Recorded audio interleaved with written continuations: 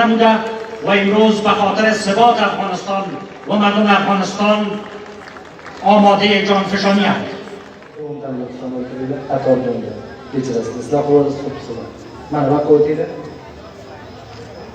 نبیه جان قطار دومده لطفا دکتر صاحب که رانندگی بکنید و اون طرف میشه قطار چوکی بچینید سایه. تشکر از جناب آقای محترم مارشال عبدالرشید دوستان برای معاینه‌شان از قطار خاص. تا لحظات دیگر برنامه را رسما آغاز خواهیم کرد.